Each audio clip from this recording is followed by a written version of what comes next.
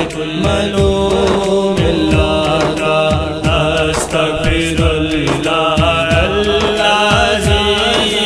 لا الہ الا هو الحی القیوم واتوب الیہ یا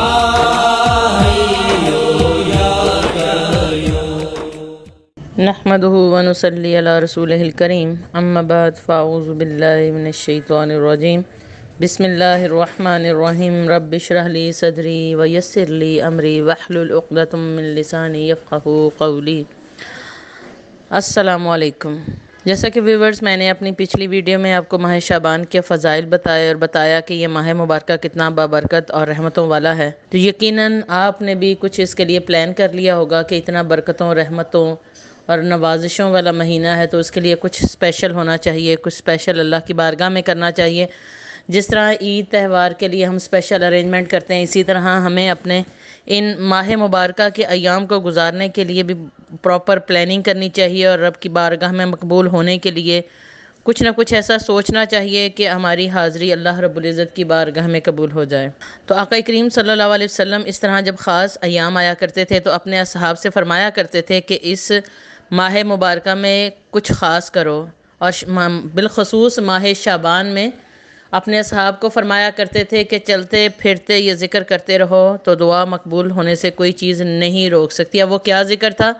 وہ انشاءاللہ تعالیٰ میں آپ کے ساتھ شیئر کرتی ہوں۔ تو جی ویورز، اللہ تعالیٰ کی رحمت تو ہر وقت شخص کا انتظار کرتی رہتی ہے کہ کب یہ بندہ آئے، میرے سامنے گڑ گڑائے، مجھ سے مانگے، میں اس کو دوں، لیکن کمی کوتاہی ہمارے مانگنے میں، لینے میں اور اس کے سامنے جھکنے میں ہوتی ہے۔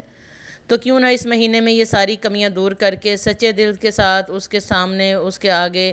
اپنے آپ کو پیش کر کے اس طرح سے مانگ لیں کہ جب وہ عطا کریں تو ہم بھی اسی طرف دھیان کر کے اسے حاصل کر لیں۔ تو یہ مہینہ جیسا کہ سب کو پتہ ہے ہمارے بجٹ کا مہینہ ہے کہ پچھلے سال کا حساب ہوگا کہ ہم نے کیا کیا، کیا لیا، کیا دیا، کیسا سال گزارا، کچھ کیا اچھا کیا، کیا برا کیا، اور اگلے سال کے لیے لکھ دیا جائے گا کہ ہم زندہ رہیں گے یا نہیں رہیں گے، کون کون سی ہمیں نعمتیں عطا کی جائیں گی، اولاد ملے گی، مال ملے گا، whatever جو بھی انسان کے لیے ہوگا اگلے سال کے لیے وہ لکھ دیا جائے گا۔ یہ بجٹ کا مہینہ ہے۔ تو جی ویورز، ایک دفعہ حضرت بصری رضی اللہ تعالیٰ عنہ کی خدمت میں ایک شخص آیا اور اس نے اولاد نہ ہونے کا کہا، تو حضرت حسن بصری نے ان سے کہا کہ آپ کثرت سے استغفار کیا کریں۔ تو کسی نے آ کر قحط سالی کی درخواست کے دور کرنے کی درخواست کی کہ حضرت بہت زیادہ قحط سالی کی وجہ سے اس دفعہ اجناس بہت کم ہے اور آمدنی بہت کم ہے، تو تنگ دستی بہت بڑھ گئی ہے، تو آپ نے اس کو بھی جو ہے استغفار کرنے کی کثرت کا بولا۔ یعنی کہ وہاں پر بیٹھے بیٹھے 3 مختلف حاجتیں لے کر لوگ آئے تو انہوں نے تینوں دفعہ استغفار کی کثرت کرنے کو کہا۔ تو وہاں بیٹھے ایک شخص نے بڑا پوچھا کہ کیا بات ہے کہ آپ نے سب کو نصیحت اور تلقین کی ہے، سب کو استغفار کی ہی کہا ہے، تو آپ حضرت حسن بصری نے بڑے پیار سے اور مسکرا کر فرمایا کہ کیا تم نے سورہ نوح نہیں پڑھی، جس میں اللہ پاک فرماتے ہیں، جس کا ترجمہ کچھ اس طرح سے کہ اپنے پروردگار کی بارگاہ میں بخشش کی دعا کرو، وہ اسے ضرور منظور فرمائے گا۔ اس کا فائدہ یہ ہوگا کہ موسلا دھار بارش برسائے گا، کثرت سے مال و اولاد عطا کرے گا اور تمہارے باغات اور نہریں چلائے گا۔ یعنی دیکھیں اس آیت کے ترجمے میں اللہ رب العزت نے وہ تمام چیزیں جو ایک انسان کی ضرورت ہیں آج کے دور میں، مال، اولاد، یعنی کہ ہر چیز جس کے بارے میں انسان کی جو باغات آپ نے مال کی صورت میں اور نہریں یعنی کہ پانی کی فراوانی ہوگی تو ہر چیز جو ہے وہ وافر ہوتی ہے، اور مال کی کثرت اور اولاد انسان کی جو مین ضرورتیں ہیں وہ ساری اللہ نے اس میں دے کر کہا کہ اپنے پروردگار کی بارگاہ میں بخشش کی دعا کرو، یعنی استغفار کرو۔ تو ماہ شعبان کا یہی بہترین عمل جو آقا کریم صلی اللہ علیہ وسلم نے اپنے اصحاب کو کہا کہ اس مہینے میں چلتے پھرتے استغفار کرنا چاہیے، کیونکہ جب ہمارے نامہ اعمال اس بارگاہ میں پیش ہوں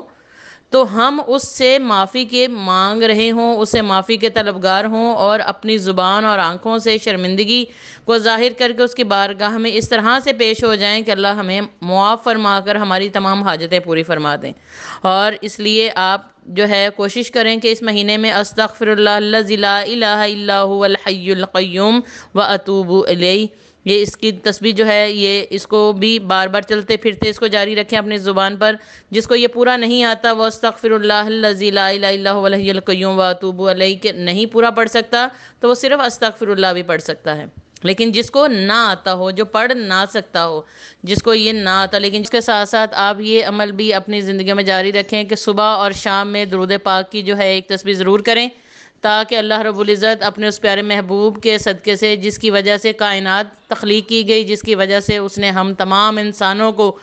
اتنے برے حالات میں بھی ہر چیز اور ہر نعمت اپنی عطا کی ہے، وہ ہماری حاجتوں کو پورا فرما دیں. تو استغفر اللہ کا چلتے پھرتے ورد کریں، ذکر کریں، اپنی زبان سے جاری رکھیں. اس کے لیے تسبیح پکڑنا یا بیٹھ کر توجہ کے ساتھ کرنے کے ساتھ ساتھ چلتے پھرتے کر سکتے ہیں. اور اس کے ساتھ صبح اور شام میں ایک تسبیح درود پاک کی، جو بھی آپ کو دل کو سکون دیتا ہے درود پاک، اس کی ضرور کریں. اللہ رب العزت اس مہینے کو ہم سب کے لیے باعث رحمت اور برکت بنا کر ہم سب کے مقدر میں رمضان لکھ دیں. تو اس کے ساتھ ہی اجازت دیے. وما علینا الا البلاغ.